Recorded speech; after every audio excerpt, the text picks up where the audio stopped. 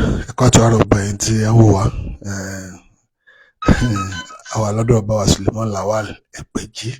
ti ìlú Ògbómọ̀ṣọ́ ṣe ti rí báyìí ọlọ́run gbọ́ ọ́fíìsì wọn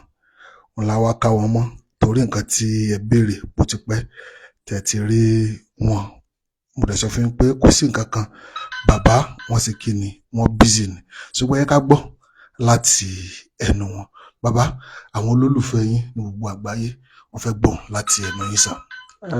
Mo kí ẹ kú dédé àkókò yìí orúkọ tèmi ní Alhaji Dr. Suleiman Lawal Egbeji Ogbomoso.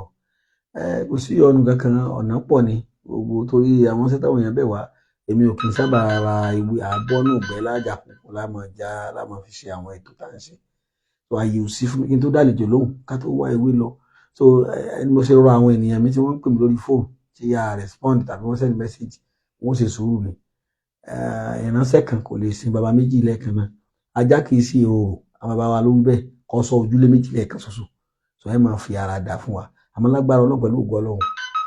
bí olúwa bá ti ń jẹ́ olúwa pẹ̀lú ọlágbára tí fi ń jẹ́ Ọlọ́run bá ti jọ Jímọ̀ láàárọ̀ kùtùkùtù ọjọ́ Friday tí ń bọ̀ yìí pẹ̀lú ògo Ọlọ́run aláǹfààní àti ìgbàanú ara wa dáadáa torí báyìí ní ìṣẹ̀wọ̀n àlejò pọ̀ lé so tí mo yọjú sí lọ́kọ̀ọ̀kan ìjèjì tí wọ́n yọjú sí mi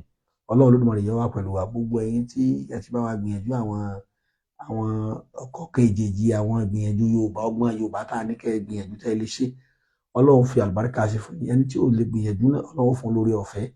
láti ṣe tàbí kó yọjú sí wa